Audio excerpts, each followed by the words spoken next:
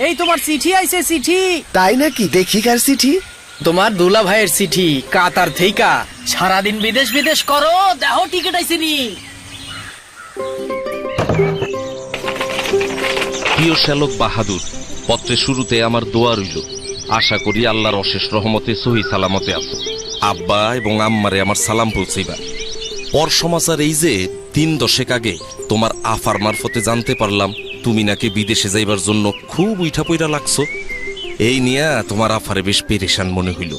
আমাদের দেশে তো ভুয়া দালাল আর বাটপারের কোনো অভাব নাই। সবকিছু ঠিকঠাক না যাই না একবার এদের খপ্পরে পড়লে শেষে টাকা পয়সা ভিটা মাটি সব হারায়া একেবারে পথে বসে পড়তে হইব। তাই তোমার আফা আমারে কইল বিদেশ যাবার উপায় সম্পর্কে ভালো মন্দ জানায়া তোমার এখন চিঠি দিতে। ভাই বাহাদুর, চাকরি নিয়ে বিদেশে যাবার আগে একটা জরুরি কাজ হইল মানসিক প্রস্তুতি। মানসিক প্রস্তুতি মানে সঠিক সিদ্ধান্ত নিতে মনকে প্রস্তুত করা। তুমি আসলে কোন দেশে যাইতে চাও, সেই দেশে কাজের পরিবেশ কেমন, চাকরির বেতন ও অন্যান্য সুযোগ সুবিধা কেমন। অবশ্যই তুমি তোমার বাড়ির কাছে জেলা কর্মসংস্থান ও জনশক্তি অফিসে যোগাযোগ করবা। সেখানে এ বিষয়ে দরকারি অনেক তথ্য পাইবা। মনে রাখবা, মানসিক প্রস্তুতির পাশাপাশি টাকা পয়সার বন্দোবস্ত করাটাও সমানভাবে জরুরি। এ বিষয়ে পরিবারের মুরব্বীদের সাথে আগে ভাগেই আলাপ আলোচনা করবা। আয় ও ব্যয়ের হিসাব করবা। বিদেশে চাকরি করতে যাওয়া লাভজনক হইব কিনা সেইটাও ভাইবা দেখবা। বাহাদুর, দেশে অনেক ভুয়া দালাল আছে যারা তোমারে নানা লোভ দেখায়া অবৈধ পথে বিদেশ নিতে চাইব। কিন্তু সাবধান, এদের পাল্লায় কখনো পড়বা না। দালালের কাছে দিলে জাল পাসপোর্ট ধরাইয়া দিতে পারে। তখন মাথা চাপড়ানো ছাড়া কিন্তু আর কিছুই করার থাকবে না। এরা পদে পদে তোমার বিপদে ফেলবো। তোমার পাশের গ্রামের সবুজের কথা মনে আছে?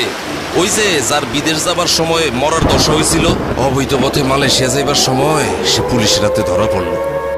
বেচারা তো শুনছি এখনো মালয়েশিয়ায় জেল খাটতাছে। দালালের মারফতে না গিয়া নিজে কাগজপত্র জমা দিয়া পাসপোর্ট করবা। তাই সবচেয়ে বুদ্ধিমানের কাজ হইল অন্য কারোর উপর নির্ভর না কইরা নিজের কাজগুলা নিজেই করা। নিজে করলে হয়তো একটু পরিশ্রম হয়, কিন্তু কাজটা ঠিকভাবে হয়, ফলে নিশ্চিন্ত থাকা যায়।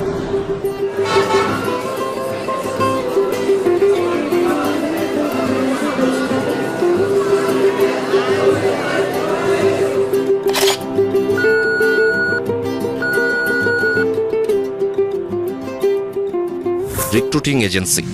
রিক্রুটিং এজেন্সি হইল যারা তোমার জন্য বিদেশে চাকরির ব্যবস্থা করবে। কোনো এজেন্সিতে যাওয়ার আগে সেইটা বাংলাদেশ সরকার দ্বারা অনুমোদিত কিনা তা ভালোভাবে যাচাই করে নিবা। ভাই, আপনাদের কাছে কি পত্রিকায় ছাপানো সরকার অনুমোদিত বৈদেশিক কর্মসংস্থান চাহিদাপত্রটি আছে?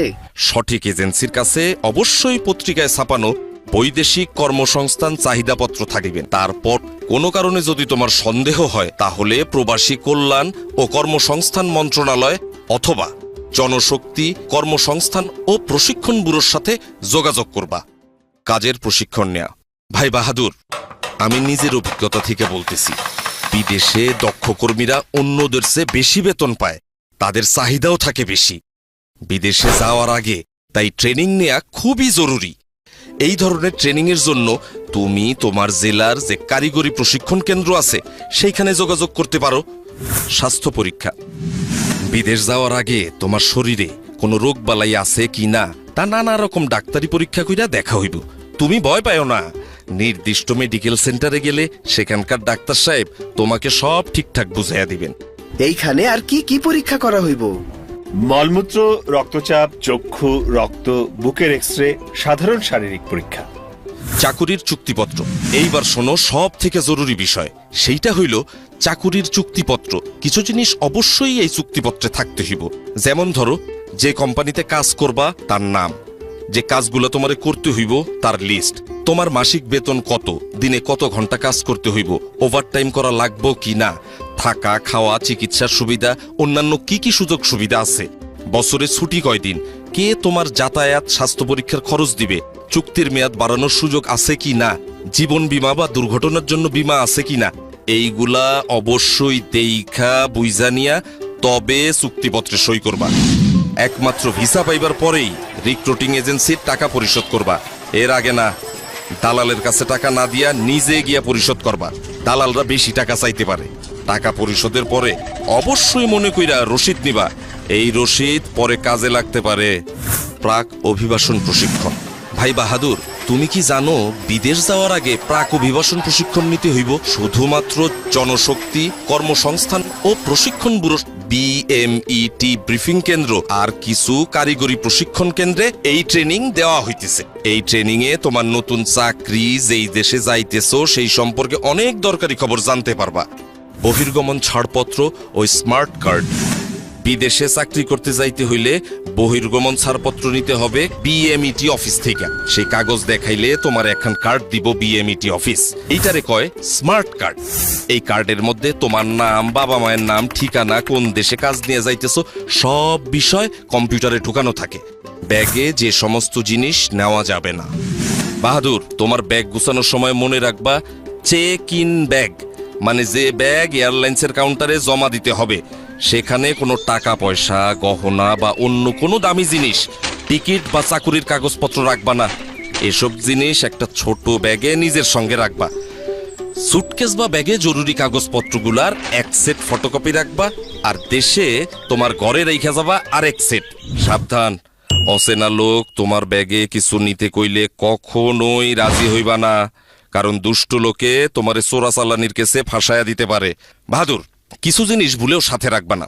যেমন ধরো পিস্তল, বোমা, ককটেল, নেশার জিনিস, গাঁজা, ভাং, পেট্রোল, কেরোসিন লাইটার, দিয়াশিলাই বাক্স, ধারালো জিনিস যেমন ব্লেড, কাঁচি, ছুরি, দুর্গন্ধ বাইর হয় এমন জিনিস, শুটকি মাছ, কাঁড়াল, যেসব খাবার গন্ধ ছড়ায়, মাংস, দুধ, ডিম দিয়ে তৈরি খাবার যেটা পয়সা যাইতে পারে, ফুল, ফল বা সবজি, এইসব জিনিস প্লেনে সঙ্গে রাখা একেবারেই নিষেধ। এইসব জিনিস ব্যাগে পাইলে তোমার জেল জরিমানা হইতে পারে। অতএব সাবধান।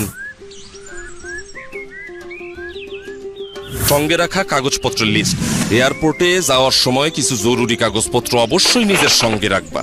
এইগুলা হইল: 1. পাসপোর্ট, ভিসা, স্বাস্থ্য পরীক্ষার মূল রিপোর্ট, প্রশিক্ষণের সার্টিফিকেট, চাকরির চুক্তিপত্র, কাজের অনুমতিপত্র, স্মার্ট কার্ড, আর অবশ্যই প্লেনের টিকিট। 2. যে কোম্পানিতে কাজ করবা তার নাম, ঠিকানা, গিয়া কার সাথে যোগাযোগ করবা তার নাম আর মোবাইল নাম্বার আগেই জোগাড় কইরা রাখবা রিক্রুটিং এজেন্সির কাছ থেকে। 3. যেই দেশে যাইবা সেখানে বাংলাদেশের দূতাবাস, মানে বাংলাদেশ সরকারের একটা অফিস থাকে। তারা আমাদের মতো কর্মীদের বিপদে আপদে সাহায্য করে। তোমার জেলার জনশক্তি ও কর্মসংস্থান অফিস থেকে তাদের ঠিকানা, ফোন নাম্বার জোগাড় করবা। 4. সম্ভব হইলে কিছু ডলার বা ওই দেশের টাকা সঙ্গে রাখবা। আমি জানি বাহাদুর, আপনজন ছাইরা বিদেশ যাওয়াটা কেমন কষ্টের, তাই মনকে সব সময় শক্ত রাখবা। সেই দিনটার কথা ভাবো যেই দিন তোমার কষ্টের কামাই করা টাকা দিয়া তোমার পরিবার ভালো থাকবো, তখন কষ্টরে আর কষ্টই মনে হইব না। সিকিউরিটি চেকিং এবং কাস্টমস চেক। অবশ্যই এয়ারপোর্টে তোমার প্লেন যেই সময় ছাড়বো তার 3 ঘন্টা আগে হাজির থাকবা। এয়ারপোর্টের ভেতরে ঢোকার পর তোমার সব ব্যাগ স্ক্যানিং মেশিন দিয়ে চেক করা হইব। ব্যাগে কোনো বিপজ্জনক জিনিস আছে কিনা তা পরীক্ষা কইরা দেখা এয়ারপোর্টের সিকিউরিটি অফিসার তোমার শরীরও চেক করব। তুমি ঘাবড়ায়ও না কিন্তু। Check in. চেক হয়ে গেলে তোমার নিজের এয়ারলাইন্সের কাউন্টার খুঁজা বাইর কইরা লাইনে গিয়া দাঁড়াবা। তোমার সিরিয়াল আসলে পরে কাউন্টারে টিকিট ও পাসপোর্ট দেখাইবা। ছোট ব্যাগটা নিজের কাছে রাইখা বাকি ব্যাগ কাউন্টারে দিয়া দিবা। কাউন্টারের লোক স্টিকার লাগায়া তোমার বড় ব্যাগটা নিয়ে যাবে। ব্যাগে স্টিকার লাগানো হয়ে গেলে মনে কইরা বোর্ডিং কার্ডটা নিবা। এই কার্ডে তোমার প্লেনের সিট নাম্বার লেখা থাকবে। এয়ারপোর্টের দেয়ালে লাগানো বড় টেলিভিশনে নজর রাখবা। সেখানে তোমার প্লেন ছাড়ার সময় আর কোন গেট দিয়ে প্লেনে উঠবা তা লেখা থাকবে। টেলিভিশনের স্ক্রিনের সাথে ফ্লাইট নাম্বার, গেটের নম্বর মিলে আনিবা। বিমানবন্দরের আনুষ্ঠানিকতা। টিকিটের সাথে যে এম্বার্কেশন কার্ড, মানে যে ফর্মটা দেয়া হয়েছিল, তা মন দিয়া পূরণ করবা। ইমিগ্রেশনের বাইরের এলাকায় একটা কাউন্টার আছে, এরে কয় প্রবাসী কল্যাণ ডেস্ক। এইখানে যারা বিদেশে চাকরি করতে যায় তাদের সাহায্য করা হয়। দরকার হইলে ডেস্কের অফিসার তোমার এম্বার্কেশন কার্ড পূরণে সাহায্য করবে। ইমিগ্রেশনের গেটের ভিতরে আর একটা প্রবাসী কল্যাণ ডেস্ক পাইবা। ওইখানে স্মার্ট কার্ড দেখা আঙ্গুলের ছাপ যাচাই কইরা তোমার এম্বার্কেশন কার্ডের উল্টা পাশে সিল দিবে। এরপরে তুমি যাইবা ইমিগ্রেশন কাউন্টারে।